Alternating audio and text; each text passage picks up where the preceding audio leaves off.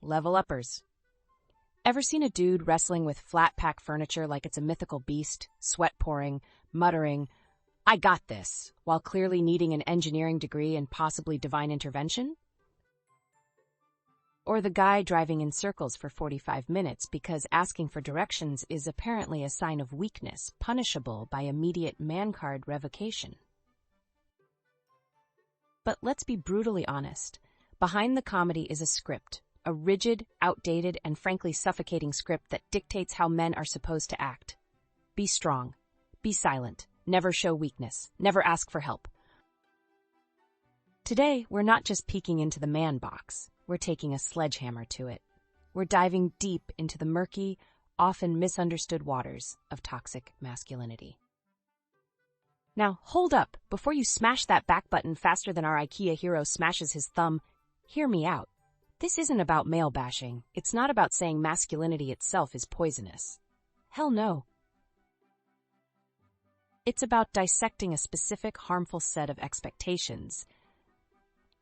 A societal pressure cooker that tells men to bottle everything up, dominate everything, and treat vulnerability like kryptonite. This isn't your generic surface-level chat. We're going underground to rewire the damn thing. Ready to level up your understanding of modern manhood? Let's go. Toxic masculinity. Sounds like something you'd find leaking from a barrel in a B-movie, right? The term itself gets people's backs up, but let's strip it down. Think of masculinity as a big, awesome toolbox filled with potential. Strength, protectiveness, ambition, stoicism when needed. Cool. Now, toxic masculinity is like grabbing only the hammer and deciding it's perfect for every single job. Assembling a watch, performing surgery, comforting a crying friend. It's clumsy, damaging, and frankly idiotic. So, what's brewing in this toxic mix? Well, first off, there's this cult of unshakable toughness. You gotta be a rock, an island, emotionally impenetrable, Flowing right alongside that is a rabid anti-femininity. Anything remotely associated with the feminine, empathy, showing sadness besides rage is fine, collaboration over competition, asking for help, is treated like a contagious disease. This is where that crippling fear of seeming gay comes in, leading to absurdities we'll laugh about later, or cry, depending on the day. And rounding out this charming trio is the obsession with power and dominance. Gotta be the alpha, the top dog, the breadwinner, the controller. Social status, financial prowess, and sometimes tragically controlling people, especially women, becomes the measure of your manhood. Academics call it a constellation of socially regressive traits, fancy talk for a toxic mix of ideas promoting domination, misogyny, homophobia, and violence. Strength, stoicism, self-reliance at all costs, sexual conquest, these become the warped benchmarks of a real man.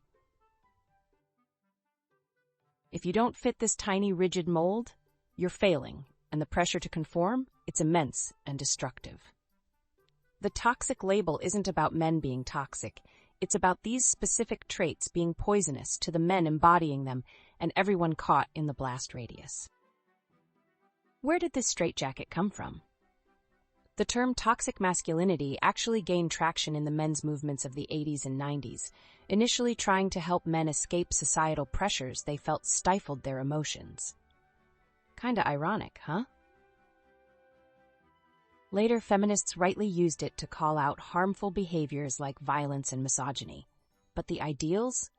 Oh, they're older. Think Victorian stiff upper lips and the frontier mentality. Point is, this isn't some new invention. It's baggage we desperately need to unpack. You see it everywhere. Man up, hissed at a tearful boy, bullying kids for not being macho enough. The casual locker room degradation of women. The sheer terror some men feel admitting to their partner, "I'm scared," or "I need help." Even excusing crap behavior with "boys will be boys" code for "let's not teach accountability." It creates this constant, exhausting pissing contest where manhood is always on trial. So, what happens when you swallow your feelings year after year because big boys don't cry? Do they magically vanish? Hell no. They curdle, they fester, they turn into a toxic internal sludge. This forced emotional constipation is a direct pipeline to depression, anxiety, crippling stress, and turning to booze or drugs just to cope with the feelings you're forbidden to feel. Men who cling rigidly to these tough guy norms, they are drastically less likely to seek therapy, talk to a friend, or admit they're struggling. As one expert put it, this combo of bottling emotions and refusing help is a recipe for mental health disaster, especially depression. And the grim punchline? Men die by suicide at alarmingly higher rates than women. While the reasons are complex, can we really ignore the impact of a lifetime spent believing that vulnerability is weakness and seeking help is failure? This man-up bullshit doesn't make men stronger. It makes them brittle. It isolates them in their pain, creating a feedback loop of suffering because there are too few role models showing it's okay to not be okay. This emotional lockdown doesn't just screw with your own head, it nukes your relationships. How can you build genuine intimacy when you're taught to suppress the very emotions that fuel connection? How can you have deep friendships when you're constantly jockeying for position or terrified of looking weak? It's connection kryptonite. Studies show many men rely almost exclusively on their wives or girlfriends for emotional support because they haven't cultivated close, vulnerable friendships with other men. Think about that. We champion the lone wolf ideal, but in reality, it leaves men isolated, starving for connection, and without a support network when life inevitably punches them in the gut. Self-reliance is great, but hyper-independence, the refusal to lean on anyone, is a fast track to loneliness and fragility. Make no mistake, this isn't just about individual dudes having a tough time. The ripple effects of toxic masculinity poison the whole pond. That pressure to dominate, to control, to be aggressive, it's directly linked to staggering rates of domestic violence, sexual assault, and bullying. It's not a leap, it's a straight line. The homophobia, the misogyny, they often stem from this same root, a fear and devaluation of anything considered feminine or outside the narrow confines of traditional manhood. Think about LGBTQ+ kids being harassed at school simply for how they express themselves. That intolerance is fueled by these rigid norms. It even affects bystander intervention. Some men hesitate to step in during harmful situations for fear of looking weak or getting involved, letting bad things happen. So yeah, toxic masculinity isn't just hurting men.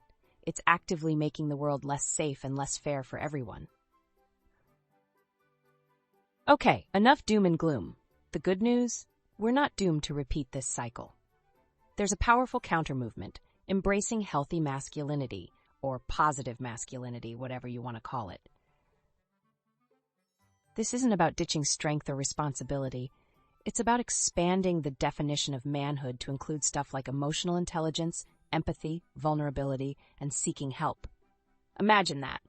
True strength isn't bottling things up, it's having the courage to feel, express, and connect.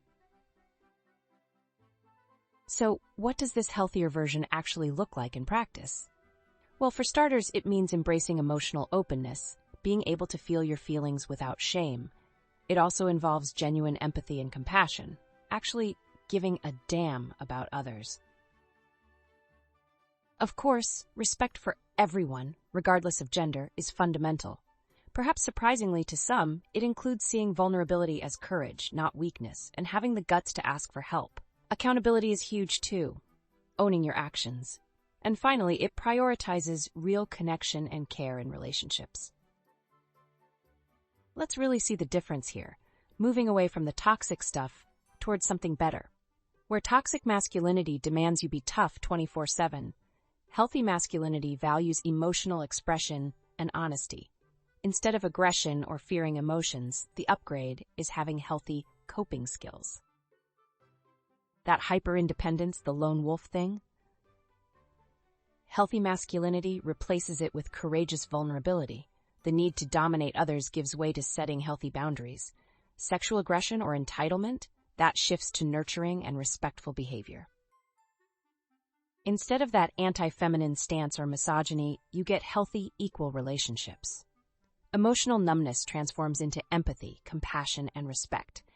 And those risky behaviors used as proof of manhood, they're replaced by the wisdom to seek help when needed. See? This isn't about becoming less of a man. It's about becoming a more whole, more resilient, more connected human being. The payoff? Better mental health, stronger relationships, greater life satisfaction, and contributing to a world with less violence and more equality. It's an upgrade, people. And hey, remember that this whole strong, silent IKEA wrestling type is largely a Western construct. Manhood looks different across the globe and throughout history. Anthropologists found cultures where aggression wasn't primarily male or where emotional expression was valued differently. Some cultures see manhood as something you learn and achieve through community, not just inherit. Even today, new masculinities are challenging old stereotypes. So, the specific brand of toxic masculinity we're tackling? It's influential, yes, but it's not universal or inevitable. Knowing that helps break its power. Let's bring back the humor, because honestly, some of this stuff is objectively ridiculous when you hold it up to the light. We mentioned the direction refuser. How about the guys who reportedly won't wash their own backsides properly because soap is somehow unmanly? Seriously? The mental gymnastics required to maintain this facade are exhausting and often hilarious in a dark way. Satire nails this. Shows, movies, comedians, they expose the illogical, often dangerous absurdity of men tying themselves in knots to appear hypermasculine. Laughing at these ridiculous standards is a form of rebellion. It deflates their power, makes them seem less sacred, and opens the door to questioning them. So go ahead, chuckle at the sheer silliness of the man box. It helps dismantle the bars. Finally, let's talk physical health. That tough it out, never complain mentality? It literally kills men. Men are far less likely to see a doctor for preventative care or when symptoms arise. Why? Because admitting pain or needing help is seen as weak. They'd rather walk it off, even if it is chest pain. This leads to delayed diagnoses and worse outcomes for serious conditions. Add to that the glorification of unhealthy habits often tied to old-school manliness. Binge drinking, shitty diets, ignoring stress, risky behaviors like reckless driving or unsafe sex to prove something. There are literally studies showing men would rather do unpleasant chores than go to the doctor.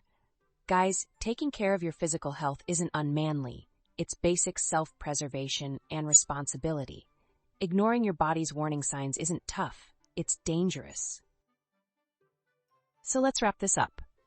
Toxic masculinity, this rigid, suffocating script demanding constant strength, silence, and dominance, it's not just some abstract theory. It's a destructive force hammering men's mental and physical health, poisoning relationships, and fueling violence and inequality in society. It limits men, isolates them, and ultimately makes them more fragile, not stronger. But the power lies in recognizing the script and choosing to rewrite it. Embracing healthy masculinity, with its emphasis on emotional intelligence, vulnerability, empathy, and connection, isn't weakness, it's liberation. It's about claiming the full spectrum of your humanity. It's about becoming a more resilient, authentic, and connected version of yourself. It's time we stopped asking men to fit into a tiny toxic box and instead encourage them to build lives filled with genuine strength, courage, and connection. Did this hit home? Did it challenge you? Good. That's what we do here at Level Up Your Life. If you want to keep challenging norms and upgrading your life, smash that subscribe button and ring the notification bell so you don't miss our next deep dive. Give this video a thumbs up if it gave you food for thought, and share it. Share it with your brothers, fathers, sons, and friends. Let's spark this conversation everywhere. Let's level up together.